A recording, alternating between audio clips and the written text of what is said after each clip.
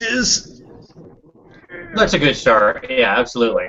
Hello, everybody, and welcome to Warhammer Weekly. If it's Wednesday, it's Warhammer. I am your host, as always, Vince Venturella. Joining me this week is Leon Kerr, the King of Bretonia. Say hi, Tom. Hey, everybody. Also joining us is our special guest, Kieran, who looks like he is actually frozen at the moment, so that's always good right out of the gate. But if you're not, Kieran, say hi. I'm trying not to be frozen. Oh, there you go. I can hear you. So, welcome everybody to another week of Warhammer Weekly. We're excited to have you. We got a big show tonight. Our main segment is going to be our counterpoint discussion. Point, counterpoint, midpoint, I guess. There's three of us. Whatever. About 9th edition. And so we're going to talk that through. That'll be later in the show. Stay tuned for that. As well, we're going to start off with a little, as always, the news of the week, and so on and so forth. So the first thing I wanted to cover is I started a new thing last week. I'll cross-promote my own stuff. That's because it's really for the whole community. And that is to say, we started last week the topic of the week, and that came off of an idea that Paul K.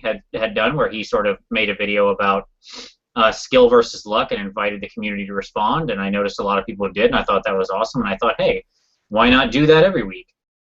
So every Friday, there's going to be a short video I put up with a prompt for what the topic is we're discussing, or, to discuss. Just something to sort of prompt people that if you want to make a video about it, discuss it, hey, there it is, just something to get the conversation going. And I welcome everybody to participate. If you've got an opinion about whatever the topic is, make a video, put it up in the Warhammer YouTubers. If you don't know what the Warhammer YouTubers are, you should look it up on Google+. It's a great Google+ community for sharing your interest in the hobby. And yeah, so make a video and put it up there. And on my original video, I link to all the other videos so that way you want to see all the responses. And I wanted to thank everybody. The list is too long to go through, but I wanted to thank everybody who made a response video this week. It was awesome, great stuff, and look forward to more of that. Okay, so that happened. Let's talk about some news and rumors. And Tom, I think we got some juicy rumors this week, or potential rumors. Yeah. So nice breaking of the silence. Why don't you take us through that? Yeah, new paintbrushes are coming in. That's right. Yeah, that is exciting. Woo! New GW paintbrushes. That's exactly what I meant, Tom. No, actually, I do want to go off on a tangent on those brushes. Like, I'm going to start there because, we were kind of talking about it earlier, but one of the fascinating things was how they're moving towards mixed hair brushes, Yes. based on the actual purpose of the brush itself. And so it's just a real interesting move on GW's part that actually gives them a place in the market that the rest of kind of miniature painting, that the rest of the companies haven't went to yet regarding brushes. So it was a real interesting kind of marketing move. Yeah, some of the bigger brushes are purely synthetic. Some of the medium and small brushes that are for shade or layers are a mix of sable and synthetic. And then, like, the Artificer brush, which is their most expensive one, is pure, I would guess, red sable, but they don't say specifically, but it seems to be red sable. Yeah. And I'm curious about the quality of those things. It's been a long time since they've done a revamp of brushes, and I still own some of the old red handle Citadel brushes. So these are way back. But I don't use them for any quality painting really anymore. I just use them for the rough stuff. But they're still there, so they've always done some kind of level of quality. But I'm kind of hoping, I'm curious enough to probably go out and buy one or two of these things and see if they do hold their weight, so to speak. Yeah, absolutely. I mean, honestly, the price point on them is not too bad. The Artificer's $20, which is about what you'd expect for a red sable brush. Now, again, I don't know if it's going to live up to like a Winsor Newton, which is at the same price point. So that's questionable at best.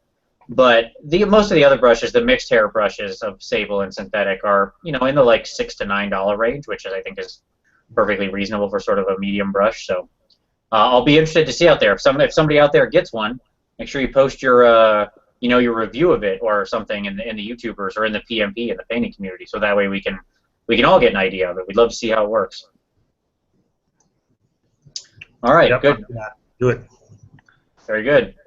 Tom, So there was there's a poster that came out. I think it was a poster that came out. It was in French this week that was leaked, and it was some. It seems to be from the first person's perspective of Korn, and he's declaring that.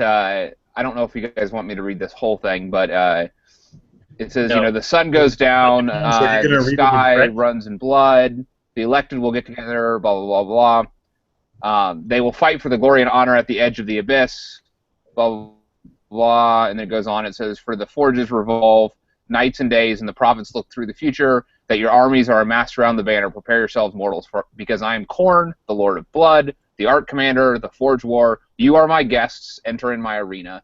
The rules have changed. Prepare yourself. Yes. And what is the context for this big long thing you just read? That's a great question. It was supposedly it was an advertisement for an event, an item. Yes, it was an advertisement for an event that is being held the night of June 12th, and the store was basically the person who. So the post just has this information on it. When the person who posted this up or who pointed everyone to the Facebook post asked the store owner, "Hey, what is this?" The guy said, "Well, it's our big tournament for the release of 9th edition or whatever that thing is and so that would mark the release date as the 13th of June." Which we've had confirmed by another source that said that it's being released on the 13th of June, and they're organizing a party on Friday night beginning at 8 p.m. and then when it rolls to midnight, I guess they're gonna hand stuff out to and this is all local game store stuff. Now, let me just say that this actually corroborates some digging that I did this week. I went to some of my local game stores and just kind of chummed around and talked with the store owners. And nothing was leaked, so let me protect them as a business. But I could tell that there were they pled the NDA, so they have clearly been notified by their distributors that something is coming or that the dates that things are coming in, and that they are kind of protecting their professional business. But by pleading the NDA and not wanting to talk about it, but it became very clear that some local store owners at least are in the know at this point. We just don't have leaks other than kind of the hints here and there that we've seen on the forum as to what that is. And on the forum, the other thing that cropped up that was really interesting was it's going to be there's rumors have it at least that it's not just going to be 1 but 2 weeks of pre-order for this big event on the 13th or the 13th of June. Yeah, and it's there are things that are interesting corroborating other pieces of evidence to this, such as the Throne of Skulls tournament, the fantasy tournament in the UK held by Games Workshop, is taking place on the 13th, and it's this big giant 2-day event, right? And if I was Games Workshop and I was releasing my new edition, I would want as many people near my store that day as possible. And what better event to release whatever this thing is, whether it be like actual 9th edition or some kind of box set or the new, if it was like a skirmish game with whatever. Like clearly Korn has a hand in this. The tournament's called Throne of Skulls, always has been, but it is. There's just a nice synchronicity of events there. And if I was the marketing guy, I would be pushing for that to be the date. It also seems to line up with the release schedule that we kind of have for 40K, because we're going to be in the 40K releases for a little while. I'll let you guys in on a little something, actually, that's super secret, beyond the levels of secrecy that any humans on the internet are usually allowed. Oh, really? I had a direct conversation with the people that design Warhammer, and they alluded to the fact that the new edition was going to come out in the summer, and they said, "Kieran, when would you like it to be released?" And I said, "On my birthday would be perfect." And so therefore, the 13th of June is what they decided. There you go. Very nice. So on that day, as everyone is picking up your new whatever it is, if it's a thing and if it happens that day, think of Kieran and wish him a happy birthday. and send him some happy birthday wishes. I mean, don't send him any figs or anything. I mean, don't be crazy, but some birthday wishes would be fun. Yeah, because I don't need 40 new sets of Warhammer. Probably just 3. Sure. No. Yeah. Do you really not? I mean, are you sure? You're telling me you'd refuse the package if the guy showed up? The postman shows up and you're like, out of here. Get out of here. I will point to some interesting things though about the text of the poster that was pointed out, and how it also corroborates with some of our evidence. It's Khorne declaring that this fighting is happening from the edge of the abyss, and he's talking about them entering his arena, which would really lend itself to a small scale, like board game-esque kind of version of Warhammer is what we're, like in a gladiatorial type of setting, which would be very different from Mordheim. It would be, like if suddenly Khorne has declared that Middenheim is his arena or whatnot, and he's just pitting pitting forces for literally eternal war there on the edge of the abyss. All of it kind of seems to map to this post-end time setting. Sure. And that could be a non-9th edition thing in that point. That could just be an actual new product, much like they released a bunch of for 40K. Or I would counter that, having been a guy who ran Games Workshop stores and had to promote events in the past, it's just fancy words to get people excited about something. Also entirely we can read all we want to into that, but having done that in the past, I've used exactly that same kind of language in trying to hype up an event and give it some kind of dangerous, edgy kind of tone to it to capture people's interest so that they keep reading to the bottom of that page. Sure. And it could be nothing more than that. Yeah, also true. Time will tell, but what I would say is today's obviously the 6th, and I think that as the weeks here progress, if it were to be the 13th, and if the pre-order were to be any length of time, we'll, over the next couple of weeks, we're going to start seeing some info because something that big, is going to sneak out a little bit beforehand. So that should be interesting. We had. Go ahead. I was going to kind of move on to one of the other rumors that leaked out. Yep. Where we had another interesting description of potentially what's coming down the pipe, quote unquote, with 9th edition. And this again corroborates some of the rumors that we've had that this is not as big of a change as we had previously had. So one thing that they said was, the 9th, technically, what is coming down the line isn't a 9th edition proper, but it's a new small-scale skirmish game that's intended to be cross-compatible with 8th edition. And it's going to become the new focus of Warhammer Fantasy, receiving most of the updates. The new units from the skirmish game can be used with the 8th edition rules and vice versa, so that it acts as a continuation of Warhammer Fantasy Battle. The new units will be added to old army lists in some manner, rather than simply allowing the usage of new armies in 8th edition, which kind of goes back to the small micro armies potentially, or even like what we currently have, where you have rules in box and it says this can be used with a Warriors of Chaos army like Blight Kings or whatnot. And it says, and then so they said, regarding the 6 factions, they said it's kind of correct but oversimplified, and this gets at something else we were talking about, where there are going to be quote-unquote 6 core factions, but it's typically made up of sub-factions, each of which might belong to multiple core factions. So, for example, if you have vampires and ogres, can both exist as their own sub-faction, but be present in multiple main faction lists. So, for example, the ogres was a sub-faction, but ogres can be taken with the greenskins, the greenskin savage warlord, or ogres could also slip into the empire, or whatnot. Yeah, I think it's more, think of it like the faction thing. If you have super factions, think of like the Throne of Skulls names, right? So the ogres could be in the forces of eternal war or something, just like a group of people who all love battle, right? And that just sort of is this loose grouping, and they could be in that. But they could also be in the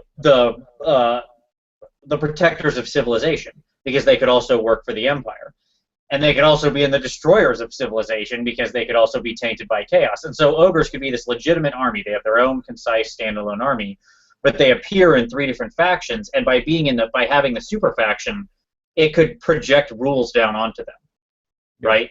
So like the faction itself could say, in this, when you're playing ogres as this, inherit this super rule.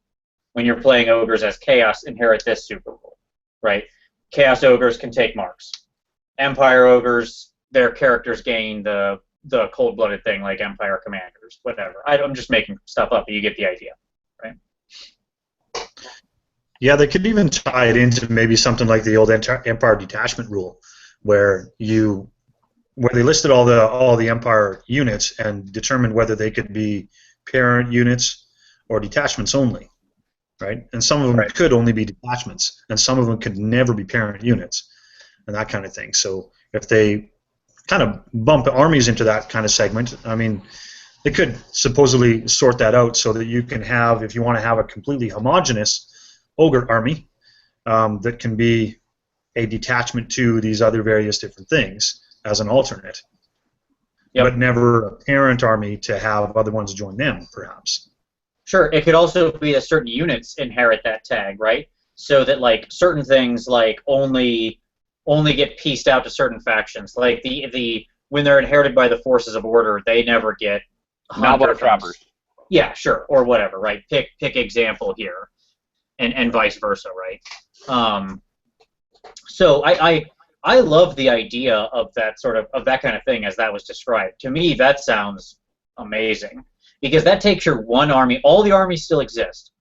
You still get all your fun if you've had. But your one army you have becomes like 2 armies or 3 armies maybe in that situation. That's amazing. No investment, you just got a whole new army. Yeah, it'll be interesting if as we progress into the full segment of the point counterpoint, like we can talk about this. But one of the things that this creates an interesting situation is that I now have more reasons to so let's take elves for example, and let's say that there's some type of combined Elven Legion list still exists of like all the elves, the defenders of the old world. Again, queuing off of the Throne of Skulls. The Throne of Skulls event. But so there's some combined Elven Legions list, but there's also the corrupted, destroy the world, like Slaanesh, corrupted Dark Elf list. The colors of those 2 Dark Elf armies are going to be different. And so let's say that I wanted to do Dark Elves, but I wanted to have each of the different factions. Now suddenly I am incentivized to put more money down for Dark Elves than I would have previously, because like I feel like I can't run these Elven Legion hosts with their shiny armor with my Slaanesh corrupted witch elves.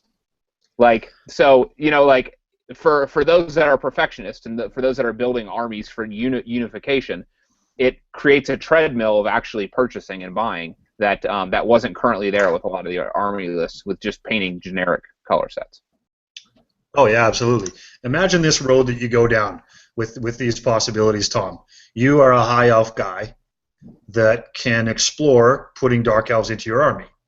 So you go out and you buy yourself some dark elves and you paint them with some sort of crossover color scheme that matches your current high elves. Okay. Then down the road, you recognize that there's some kind of cool elements about this dark elf armor that I really like. But I also noticed that I'm allowed to pair up dark elves with Slaanesh demons. So maybe I go out and buy some Slaanesh demons. But now you paint your Slaanesh demons in that kind of way, but you have dark elves that look a little bit like your high elves, and it doesn't quite match. So you go out and you purchase some extra units for your dark elves, and you paint them in a different way so that they more match your Slaanesh army. And it keeps going, right? With the more possibilities of that crossover, I would say you should probably take a psychographic. If this is how this plays out, the first thing you should do is take some kind of psychographic profile test that rates your anal retentiveness. That way you can determine how much this is going to cost you over an X year period. Because if you're the type of guy with shadow troops, this means nothing to you. One day they're Slaanesh, the next day they're High Elves, it's irrelevant. These guys are just primed and Zenithal highlighted, and end of story. I just went black, gray, white, done. Call it a day. While that's true, that's not the type of customer that they're trying to cultivate. Sure. I mean, there's equally that response out there. But let's save this. Right. Let's save this. We don't want to get ahead of ourselves. Yep. Okay. Good stuff on rumors. We'll call it there. I want to have plenty of time for the discussion. I want to do one quick thing here. I'm going to share my screen very quickly here. There we go. To show everybody that picture. Can you both see my screen okay? Oh, you know what? Let me make sure I'm locked on. That just came up. Okay. See if you can supersize that though a little bit once you get it up again. There you go. Does that look better? There you go. Yeah. All right. So what is this? It is a Space Marine, obviously, and it looks like it's next to a toy gun, but it is not. This was released in a little teaser thing as from the Forge World of them working on their some kind of special new Knight Titan that Forge World is making. I know the show isn't about 40K, it's about Warhammer Fantasy, but I would just like to point out the size of this thing.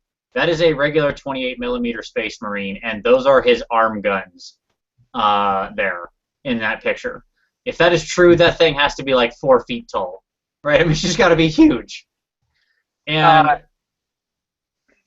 what that gives me hope for is I want to know when do I get my 4-foot tall fantasy release? When do I get like Hobbit-sized Nagash? Like I'll go buy that. I think you should hope for an Ogre Sky Titan. That would be epically good. Oh, nice. I like it. For the dwarven airship that was in the main book. Yes, like a legitimate real dwarven airship. That would be good. 8 cannons on it. Mm-hmm. Yeah.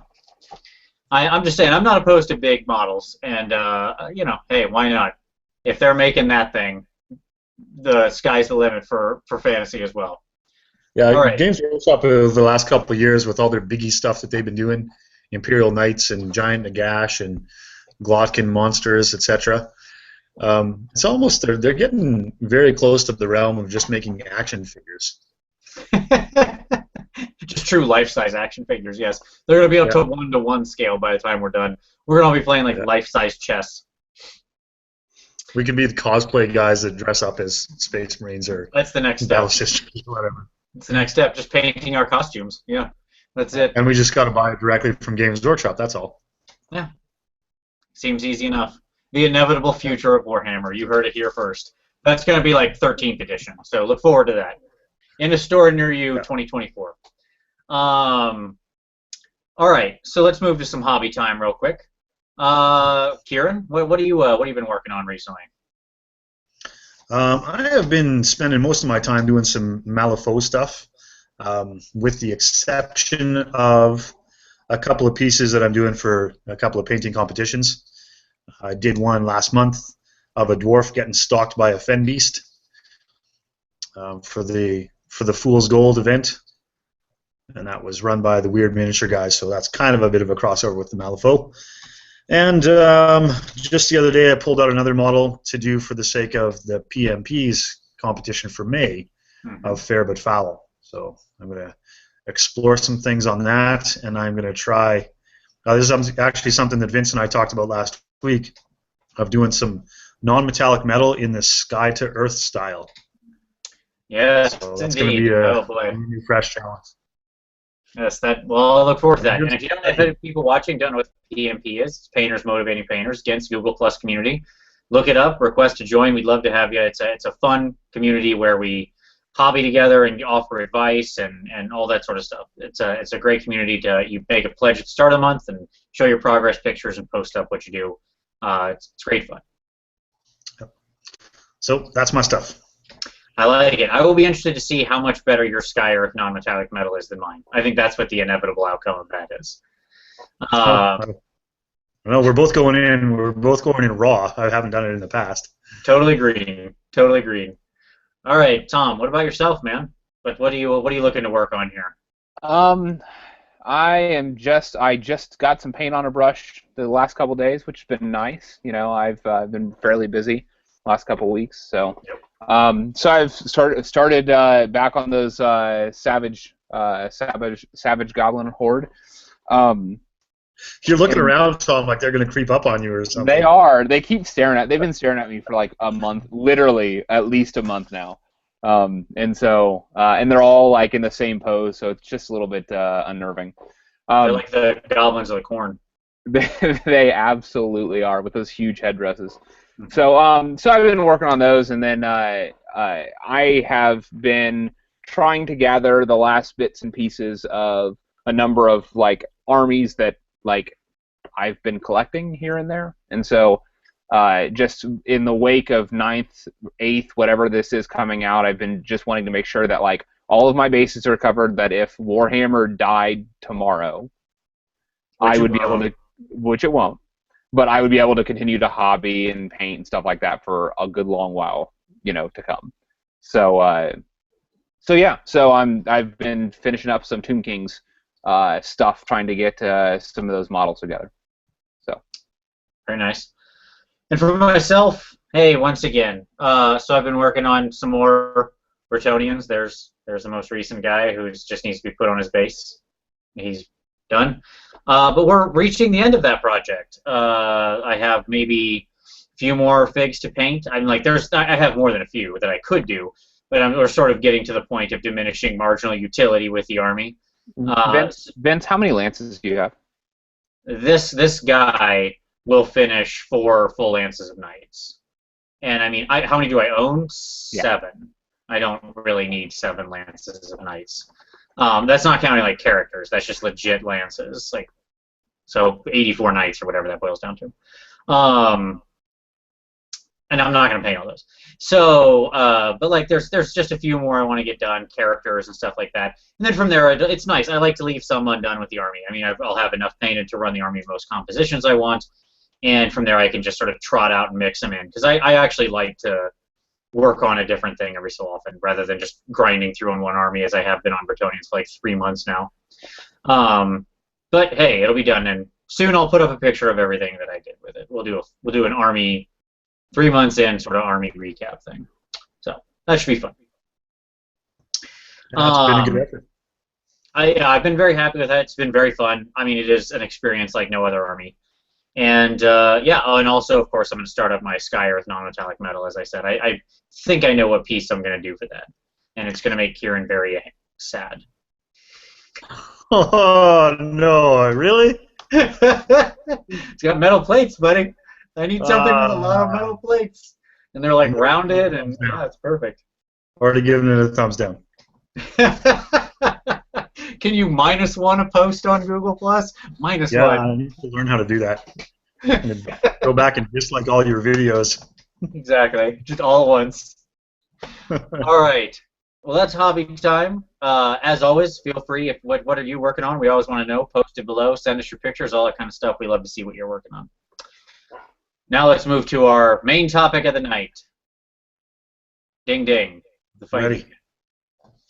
All right, so point, counterpoint, midpoint, whatever. We're going to sort of discuss 9th edition, the coming of whatever this is, this new edition, this new release, the whole thing. Let's assume for the moment it is a new edition in some capacity. And what we're going to do is we're just going to kind of attack it from a couple different angles and discuss it. And what do we think of it? What do we think of the handling of it? Are we excited for it? Why or why not? That sort of thing. And so let's start with some level setting, shall we? All right, so what the things we're pretty sure about this release that the rumors have implied so far. Let's just set some level. If there's things that are questionable, I don't want to argue about things that may or may not be the case as far as the rumors go, right? So let's try to level set. 1. Most armies will be playable in some version. Is that a fair and accepted point to all parties? Accept that statement, yes. Okay. 2, there will be new limited releases of some kind that will run for a period of time, probably between 6 months and a year, of units that will be usable for at least 1 and possibly more armies. Is this also an acceptable statement? Yeah, it's likely what we've seen with the end time release models. Right. 3, we know that the rules will stay, or sorry, we don't know this. We think that the rules will stay close-ish to 8th edition. That from everything we've said, they will be building upon 8th edition. There will be some amount of change, of course, but they will say they'll be closer to 8th edition than not. Is that also a fair statement? Like, in other words, I still get to rank up my units, and I still have core units and characters and something like that. Yep. Probably. Right, yeah. Exactly where that, I mean, you think of like changing 10% of the rules, that could be a lot of rules. Like maybe you don't have core and special and rare anymore. Maybe you go back to, maybe there's some other method of choosing. But, that could be the whole 10%. But yes. When you sit down at the table, you're probably going to have five, probably, or I would probably say probably 6 to 9 units, blocks, troops, something that you're moving around the table that have varying stats of infantry and cavalry and monsters and chariots. Mm-hmm. All right, final piece. That maybe this is controversial and wouldn't be accepted, but I think most of the things I hear says this. There will be some kind of scalability to the game in that there's going to be some kind of skirmish offering / also still Warhammer Fantasy as we know it. Is that accepted as a point? Yeah. Yeah. That's the one I want to believe the most. I agree. And two, which means that armies in some degree, and the sort of adjacent point to that is that armies are either getting smaller or FIG units are often getting smaller, going toward more elite units. Not completely. It's not like Skaven go away and there's no hordes anymore. It's just there will be more stuff like Blight Kings and Wrathmongers. All armies will have these kinds of things running around. Right. To support that, just as a brief point, the cases that we talked about last week is a perfect example of this. With seeing GW move to 3 case types, skirmish, battle, and like campaign, or skirmish, battle, and crusade, I think is what what they were called. Okay, so I think that's probably a good level setting. So let's start with the first question. Should we be excited about this? Should we be excited about the coming of 9th edition? Or, like I say, I understand it might not actually end up being that in the end, but it doesn't matter. For now, we're going to call it 9th, this thing. Kieran, you're the guest. You may have the first point, sir. Oh, well, I would say yes, indeed, we should. Let's just check ourselves and recognize that there has been 7 edition changes to Warhammer over its existence so far. So are we fooling ourselves to think there wouldn't be another one ever? No. This is always an evolving game, and it always will be an evolving game. Equally, if we think 9th edition is the last ever changeover that Fantasy is going to have, geez, I hope not, because then that means that Warhammer's done. Change, like politics, leads to progression. It leads to advancement. It leads to exploration, and all these other positive, happy-feeling things that we should be embracing. Admittedly, every once in a while, there's some element out there that we don't like. It could also lead to the dark ages. Fine. All right, very good. I like politics. That's a point for the positive. All right, like, Tom, I feel as though you've got a negative point on your tongue, and that's okay. We're going to air it out here. This is all friendly discussion. So, Tom, same question to you. Should we be excited? Like, I don't want to cut Kieran off, but I do want to put a point on what he said, though, about politics.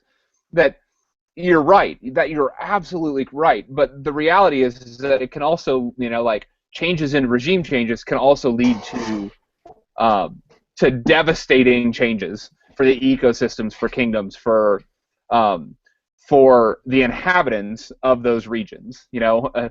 As to draw on some of my other training, like in the ancient world, there's a reason why these world-changing apocalyptic imagery was used for regime changes, and it's because the uncertain knowledge of the future could be so scary and so destructive. And it wasn't that the current situation is good. It's just that we don't know what the future is. All of that to say, I think that I am tentatively hopeful about the future. I am most concerned about the reactionary nature of what it seems like that is like what we've heard went into the shaping of 9th, of things to come, about the trying to shore up weaknesses, and it was, well, do we, kind of this dichotomy, whether this was an actual dichotomy or not, of do we kill the entire line, which supposedly some of the best, like, rumor monger people 2 years ago, that was the conversations that were happening in GW's headquarters. Do we kill the line entirely, or do we try to resurrect the beast? And it seems like they've chosen to resurrect, and I love what has happened with End Times. Again, it pulled me into the game. But it, as any watcher of Buffy could attest, when you raise things from the dead, the things that come back aren't always good. All right, fair enough. So, okay, yeah, those are good. So what I'm hearing here is, yes, we should be excited, but we should be cautiously optimistic and be aware that sometimes these things can have downside consequences, so it's best not to go into it with blind faith. I like it. All right. That one was kind of easy. Let's do a tougher one here. All right. Limited releases. We'll play the CNN game. Limited releases. So that is to say, like, a unit comes out, it has the rules in the box, the rules in White Dwarf, maybe it shows up in a collected annual or a book at some point in time, right, whatever. But it's only on the shelf, it's only stocked for, say, 6 months, or it has a limited release, like they only make X thousands of them, I don't know, whatever the case. And so that's what I mean. Good or bad? That's right, folks, we'll keep it that simple. I mean, you can say why. So, Kieran, limited releases, good or bad? Well, I'm going to say that if I'm going to choose one side of the fence, I'm going to choose the bad side of the fence. It irks me a little bit that I can't go into a store and buy stuff. Call me old school, but I'm an impulse buyer with my toys and my hobbies. And I like to be able to walk into the shop, and there it is, and I can pull it off the shelf, and I can dig into my pocket and pull out the monies and hand it over to somebody. But this is not new, so this isn't going to be a new, fresh thing that Games Workshop is suddenly doing. I mean, they've been pulling stuff from their own stores and the availability that regular stockists can supply for years now. I mean, if you try to go and buy, you open up your Bretonnian Army book, and you're looking through the entries there, and then you look around the shop and try to find that Grail reliquary. I mean, you're done. I mean, even more recent armies have had that trouble just before this most recent release as well. You just can't get models that are written in your book and they don't exist.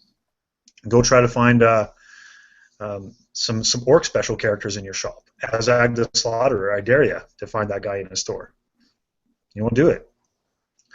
Now, so it's not new. I think it's a little bit disconcerting for especially a new player to go in and say, this guy sounds really good in my army book and I want to buy him, but I can't. So I'm going to give that one a thumbs down. It's a logistical problem, I understand that, but in an ideal world, I'd like to be able to get it. Are you assuming that we're going to have army books? Yeah, I mean, I don't think we have nothing that says we form don't. of army book. Right, yeah, we have nothing that says we don't have some kind of book, right? There's no rumor. Again, like, from the level set at the beginning, I don't have a rumor that says I don't have some kind of army book, be it digital, hardback, softback, some form of collected thing, right? I don't have a rumor that says otherwise, so that has to, so all else remains the same, right? Right. I guess in counter to that, Tom, I'd say even if it's just the pamphlet that shows up in the box, we'd be fools to think that you wouldn't find out about that through your gaming buddies, that something like that exists, and then you're going to go find it and research it. Sure, you borrow the pamphlet from your friend. Hey, well, this thing's neat. I want to go get this. Or you know, whatever, right? The Marienburg land ship. Sure, yeah. Forge World models have famously been limited availability for a long time, right? Speaking of, like, they've been on this track forever. All right, Tom, what about you? What's your thought on it? You ready for me to get some hate mail? Get some downvotes on our video? Please note that all opinions expressed are by Tom and Tom himself. You can send him nasty grams. Continue. Yes, please give your honest opinion. Just be nice about it. Both. And I mean that, like, not in a, like, it could be good, it could be bad. I think it's going to be both good and bad. Okay. And I think it's going to be good because, or let me say this, I think it's going to be bad because it's going to limit availability. Like, I'm a sucker for certain models. Like, when I see a model that I really like, I really want it. You know, I made the joke about the Marienburg land ship, which is a Forge World model, but, like, I think about my rogue idol of Mork or Gork or Mork. Like I had to find, like I worked to find that model because it had been discontinued as of like 2 years ago or something like that, and like I ended up, like it was a long ordeal getting my hands on one of those models, and it frustrated me to no end. But I wanted that model, and so like I ended up paying out the nose, and I just like it was a pain. It was a pain, and like I can already see 5 years down the road, or not 5 years. People have an edition change probably, but let's be honest. Like 3 years down the road, being frustrated because I can't get my hands on a model. I mean, that is the exact reason why I'm buying a bunch of stuff now for Tomb Kings. What I just said is because I wanted to make sure that these models don't slip out of my hands before they go away. That said, I'll tip my hand. I am an eBay reseller. And I do this regularly. I make products available to the market, but the consequence of that is that there's often a markup with those types of resales. And from a business standpoint, business is going to be booming if this is a movement. There's going to be a lot of money to be made on the secondary market if this is the way that they're going, because what they're going to do is basically, I got into this because I saw terrain. I wasn't a Warhammer player, but I saw terrain that I liked, and I'm a gamer, we were playing Mordheim, and so I would buy terrain, and then I would notice that like as soon as something sold out on the website and was no longer available, the price doubled on eBay immediately. The next day, the price had doubled on eBay, and I could go out and pick up a couple of these items that are still on the shelves at a number of different game stores, and then double my money the next day. It would have a shelf life on my eBay of 3 to 5 days, and I could double my money, no questions asked.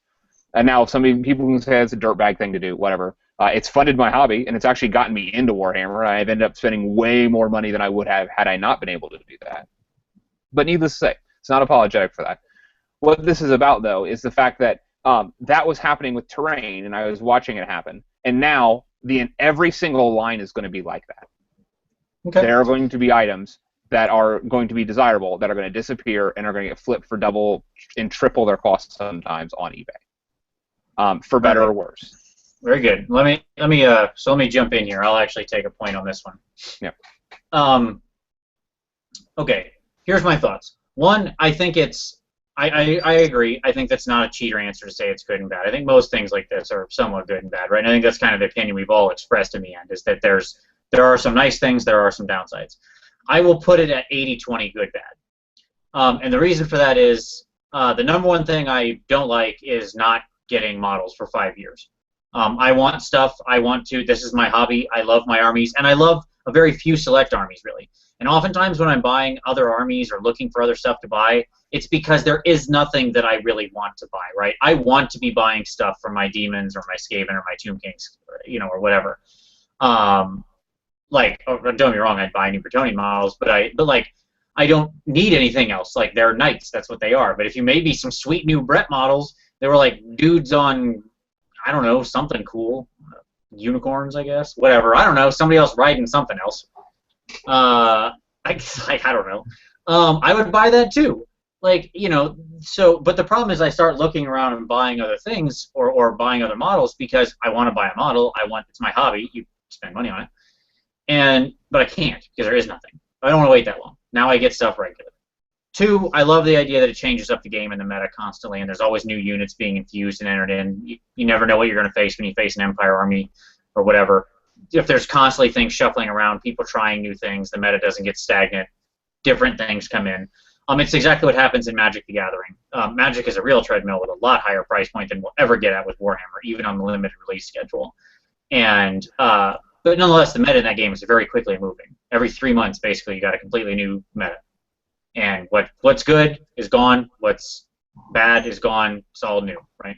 Or it's all shifting at the minimum.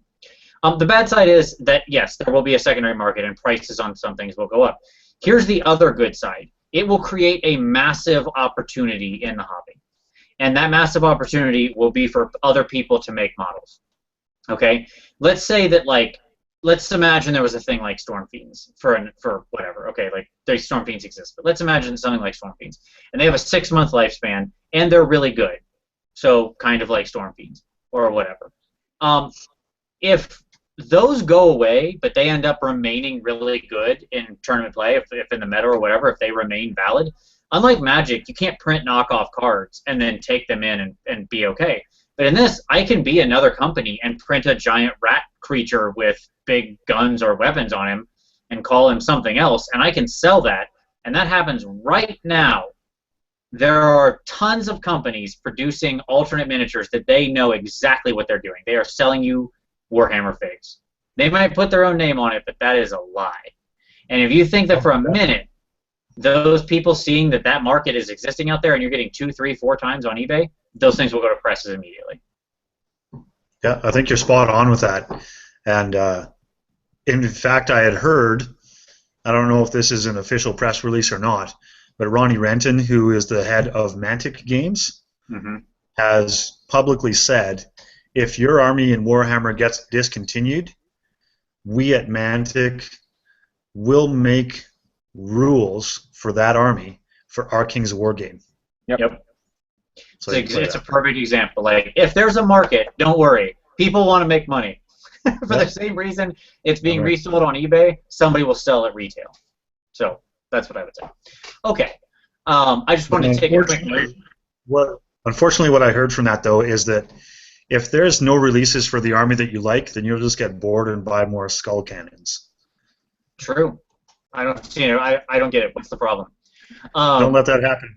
Don't let that happen, community. Come on, Games Workshop. Lord Stannis Baratheon commented that the model that I pointed out, the giant gun with the little space marine, is the Emperor-class Titan, and it will be released with the new Horus Heresy book. So there you go. Well, all right. That's apparently a real thing. So that should be amazing. Where's my giant dragon or whatever? Or giant Titan? Yeah, totally. Titan. Let's see that. The Super Bell. I want to see the Skaven Super Laser that shot down the moon. I want to put that on the table. Just like, it'd be like in Return of the Jedi when they start pointing the Death Star gun at just like regular ships. It's the same thing. Instead of blowing up the planet, I just tilt it down toward the enemy army and just start vaporizing units. Yeah, what if they make the Morskitter engine? Yeah. You'd buy that, hey? It takes like 3 turns to power up, right? Like at first you roll a d6 every turn. It shoots on a 6 up, then a 5 up, then a 4 up, and it never gets better than a 4 up. But when it does, if it touches a unit, they make like a test, and if not, they're evaporated. Like, there you go, easy. Look, I just made a unit. See how easy gaming is. All right, so let's take our last point about ninth, and this one should be this will be the most controversial one. All right, so we've been discussing rumors and things like this. It's been trotting out slowly over time. So what do we think? Pro or con? Positive or negative? How do we appraise? Let's just give it a 1 to 10 scale. 1 being terrible, 10 being great. Games Workshop's handling of this release of this new edition. Kieran, I will again go to you. Well, I saw a comment by Nick Belair earlier, actually, that alluded to this. Yes. And who's going to give Games Workshop any kind of positive review on how they've handled that? Just so that it's not an absolute basement level, I'm going to give them a 2.16 measure. That's very specific. Yeah. For the simple reason that they have had to have, well, I guess we always say this. We always say Games Workshop can't be blind to what the internets are raging. It has to come back to their ears in some way, because they all have the internet at home, if not at the office, even if they're regulated from looking at forums while they're on their jobs at the Games Workshop HQ itself. I'm sure that they can't help but see that come up in conversation.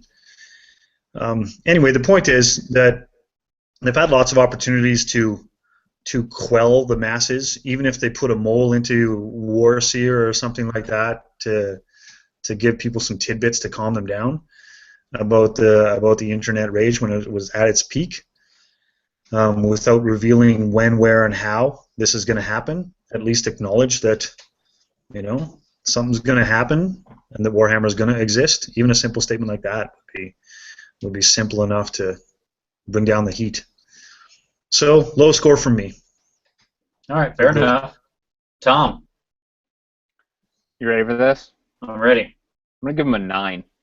Okay, wow. That's a high score. All right, why a 9? So, Screw you for stealing my argument, because I already know what you're going to say, but go ahead. I don't know. Maybe not. Maybe not. I don't know. Maybe you don't know me as well as you think you do. We'll see. So I did a little bit of digging, and I want to trot out some other numbers that we don't hear often. Okay. The transition from 4th to 5th, the Wood Elf book was released in May '96, and it was October '96 that 5th launched. So there's a 5-month gap with nothing. Silence on the fantasy side, 5-month gap. Pre-internet, really, but sure. Right, sure. But I mean, this is people are playing this game in shops and in the basement with no releases for 5 months. Sure, fair enough. 6th edition, Vampires book release June '99. 6th edition was October 2000, a 16-month gap. Dark times indeed. For 7th edition, the Dwarf book was January 2006, and on 7th edition was September 2006. So an 8-month gap with nothing. Lizard, and then 8th edition, the transition from 7th to 8th was Lizardmen February 2009 to July 2010 for 8th edition. That was a 16-month gap again, moving from 7th to 8th edition. This is the age of the internet. This is 2008 or 2009. Sure. I think that's slightly wrong because I think Beastmen was like 2 months after that last book. Okay, I'm sorry. Yeah. So a 14-month gap. Yeah. Needless to say, the fact that we have now an argument could be made that we're looking at like a 10-month gap from the last Army book, which is Wood Elves, until 9th edition or whatever this is. An argument could be made that we've had a 10-month gap. But on the flip side, they've designed an entire narrative campaign to transition to the new rule set. They contain 5 books, all with fluff and rules. I mean, that's no small endeavor. That's a right. Huge amount of books. That they were releasing every 2 months over a period of that year. This is the most robust transition plan we have ever seen GW roll out. They may not be communicating with their player base, but this is the most robust actual transition plan from one edition to the next. Yeah, it's certainly not a Ravening Hordes pamphlet or whatever came out at the beginning of 6th edition. That was their transition plan then. Print like a 6-page booklet and throw it at you and be like, there you go, use that for your armies. I'm going to have a rebuttal to that, but if you got something you want to say first, Vince, to pile on to that, go ahead. No, go ahead, take the rebuttal. Well, my point is that those time frames, although believable, I certainly believe you that you've done your research, and it's probably entirely true, means nothing, really. The gap between times is not the key point here. The key point is that they haven't given a nod to say it's happening or not happening in any of that time. I mean, I'm a guy that was with those transitions. I remember that time. Part of those 2 transitions of Warhammer to the next edition, I was an employee of Games Workshop. And in each of those instances, we had a 4 to 6 month lead of when it's going to happen. And they actually made it public knowledge, sometimes more than 3 months in advance, but certainly no less than 3 months in advance. That's the issue here. All right. Fair point. All right, here's mine. I'm gonna give them a 9.5. They're a half point off. Here's why. Because this has been a stroke of marketing genius. This is a half a point away from the most brilliant marketing transition in a game I've ever seen. And I'm sure everybody's very upset with me for saying that. But here's the truth. You care. That's the bottom line. Like, this is interesting to you. You care about what I'm saying right now. If we knew, I would be talking about nothing. If they had released a big document that had all the answers, here's what's going to happen, here's the release schedule, here's what it is, there'd be nothing to talk about. Yeah, there's going to be an army book. Hey, you think we'll get a new unit? That would be the only discussion. well, we know the rules are this, and we know this is what happened in the other books, so yeah, maybe we'll get that Dwarven Golem thing we've been talking about. That'd be it.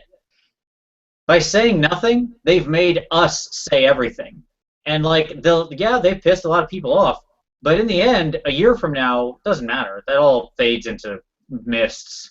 Like, when Tom went through that list, there's not anybody still angry about any transition time period from 96. I guarantee it. We've all forgotten. Time erodes these things, and as it will with this. But right now, it's something to talk about. It's exciting. It keeps up the engagement. It makes people dig and look. And if you're not the person who cares, then this doesn't matter to you. Them saying nothing means nothing to you because you didn't care anyways. You're like, whatever, I'm playing the game I like. If you're not a person who searches for these things. And they know that in the end, internet warriors in the gas station bathroom of the world that is the internet chat rooms or forums, it's a scroll that is forgotten as quickly as it's written. Okay? So here's my half point that they missed. They should have done a teaser. Okay? Because this is nothing different than the marketing plan of any big billion-dollar movie, right? Where they try to give you some trailer stuff, you know really nothing about the movie, right? It's the Star Wars teaser or whatever, where they just put out, that's what they're missing. They're missing the 1 minute of rapid cuts that mean nothing but let us all argue about it forever. Instead, we've had to sort of get that through back channels. What they should have done is, that's why I'm docking them a half point. They should have cut together like a 3-minute ridiculous jump cut trailer full of nonsensory and things like that stuff you read at the beginning that leaves us all just trying to like read the tea leaves for clues meaning nothing. So we're all just like hamsters running on the wheel, and that's beautiful. That is something to think about and care about for months. So that's my only pushback. The reality is it's fun. And we all care because we don't know. Yeah, I guess the other thing that makes me think about all this, now that we've talked about time frames and the gap of releases for next edition, there has been rumors on the treadmill for a year and a half already at this point that 9th edition should have come out a year and a half ago. Right. And maybe ultimately the reason why Games Workshop is not saying a thing is because they have nothing to say. You know, I'm just going to throw it all back here. We've spent the last hour talking about what's going to happen with the new edition, but it could just as real be that there is no new edition. Right. Not yet, anyway. The thing on June 13th does turn out to be like a skirmish type oriented game that's totally different, and it's just edition rules. Yeah. And ultimately, it will be not as good a birthday if that happens. There you go. All right, very quick here in just our last minute or two, couple minutes. We have a few questions I wanted to answer real quick. Matiram asked, he wanted me to take off the positivity hat for a moment, and what is the worst change I could see happening to Warhammer in 9th edition, and what would be the best change? The best change would be what we talked about earlier in the show. Like the super faction and taking one army and being able to do 3 different armies with it and having different units I can mix into those different armies. Because if you're doing it from both directions, right, if there's a super faction that changes it and units that can go into multiple, boom. I mean, like, that doesn't take a degree in math to understand that the combinations become quite explosive. That's the best. Worst, the change, it violates the core principles of the game. A la the worst changes in any RPG or something. So I don't want to start a D&D edition war, but I am a strong proponent that 4th edition violated the core tenets of D&D in several important ways. If you don't believe otherwise, that's okay with me. I'm not an edition warrior. Good for you. I'm happy you enjoy the game. But to me, the worst thing would be there are a set of core principles that have always been around in Warhammer. Having lots of troops, having different types of troops, monsters, infantry, cavalry, these kind of things. Pushing them at my enemy and trying to kill them, right? And having movement and magic and shooting and those kind of things. So if those things were taken away, if the game was suddenly 12 figs total ever, or whatever, if it became a true skirmish game with no upend, if they killed out a bunch of unit types, if they got rid of heroes completely, all of those things would be the worst case because it'd be violating core principles. So that's my answer. Either of you have any thoughts on that? For me, it's the identity of what we know as of some of the factions. I think that, like, if there is nothing that's recognizable elf on the other side of this, like, I know it sounds weird, but, you know, like, there was talk of, like, them messing with IP to try to protect IP, and that's a unicorn that they may chase. Who knows? They may not have learned that lesson. And if that is the case, you know, for me, one of the worst case scenarios is if the things that I know as elves, as high elves, or as dark elves cease to be elves as we know them. Suddenly they become something else. That could be a problem. Like Arrow, they had to become someone else, something else. Yes. Yeah. And to that, I would just add quickly, and this builds on something you said, Vince, is that I would miss if they lose the identity of the bigness of Warhammer. And what I mean by that is I love the aesthetic of the big, large, blocky unit. And if that gets left behind, I think they lose out in a couple of ways, because firstly, the only other game that I know of in the fantasy genre that plays that kind of style is the Kings of War. And then beyond that, you're going into historical stuff where you're ranking up Napoleonic troops. It's the only thing that has that same sort of visual aesthetic of the game. And I would hate to see that go. All true. So there you go. Second question from the Hammer Bros, from Mr. Zaid. Here is his question. His question is, riddle me this, Batman. If GW is moving towards Bubble Hammer, or anything remotely like that, where the worlds are all separate, or there's some different thing going on, why are there two new games, Vermintide, set in the End Times, and Total War, set in pre-End Times and End Times, theoretically? If they were starting a new phase in Warhammer, wouldn't they time the new games to be in line with the upcoming plot? Well, that's a good question, Aaron. And to that, I will answer the following. Baldur's Gate 2, probably even 1, and Dungeons & Dragons Online. Okay? I answer with both of those things because Baldur's Gate 1 came out in '98 when basically 2nd edition was dead. It was still on 2nd edition, but that's justified. There was no 3rd edition D&D yet. Baldur's Gate 2, however, came out, Shadows of Amn, came out in 2001, and 3rd edition was a thing. And yet it was still on 2nd edition D&D. And still using old assumptions of Forgotten Realms, even though the setting can move forward in time and things change. Dungeons & Dragons Online was built on basically 3rd edition, even though it was existing when 4th edition came out. And again, the world had changed. So the answer is video games have a really long lead time. Like really long, super long, crazy long. And so, you know, who knows how much they knew about what they were doing with End Times at the time the video game deal got inked, which could have been years ago, easily. So that's what I would say to that. To add on to that, I just want to briefly note that another possibility is that they've already shown that there's been a lot of talk in some of the rumors of a multi-era, like having End Times still be a place that you can play in the whatever the 9th edition, whatever is coming, just like a classic fantasy, you know, whatever is coming. And so I don't know that we're seeing the death of.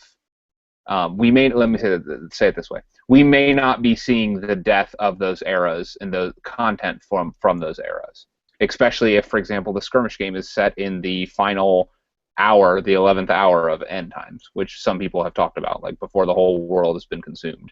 Agree 100%. We need to stop thinking single point in time and start thinking fourth dimensionally. We've mentioned it on shows before, but I'd love it if they just said, here's this pre-End Times period, here's End Times, here's this new world post-End Times, bing, bang, bang, popcorn. There you go. And there's your 3 shows, or there's your 3 eras. Playing the one you want. It's no different than most role-playing games. Like, lots of role-playing games do this. You can set it in different time periods, different points in the world. My head doesn't explode from being able to conceive of that. Like, I get it. It's fine. You know, we're all adults that can rationalize the concept that the world was like this in one point and like this in another point. Your characters don't know the future. The army doesn't know the future. What's the difference? Yeah. Yeah, and my first thought when you read that was, again, with the long lead time that video games seem to need, that probably wasn't a thought that they certainly didn't share with the software developer their grand plans for changing their their miniature game in 2 or 3 years down in the future with whatever software developer they're working with. Why would they? That'd be preposterous. So with all that lead time, that would be my first impression of why that is. But just to leave with the same thought that I had on the last segment, well, maybe it's because there is no 9th edition yet. There you go. Also possible. Yeah. I mean, the reality is they lease their IP as they know it, and any probably future developments, which is a good thing for a video computer game company, because what that means is that they can make sequels. Right. Yep. Absolutely. All right, gentlemen. Well, with that, we come to the end of our time. Thank you all out there for watching. We certainly appreciate it. Any sign-off final thoughts there, gentlemen? Yeah, I would just say keep playing with your toys, people. Don't panic. Keep going. Good Hitchhiker's Guide quote. I like it. Don't panic. I'll play Warhammer with you. If you want to sell them on eBay or liquidate your collections at good value, please also consider continuing to do that as well. Oh, boy. All right. Well, with that, thank you all for watching. Thank you all for commenting, everybody who did. Please don't send me hate mail for Tom. I am not responsible for his views or opinions. As always, see you next Wednesday.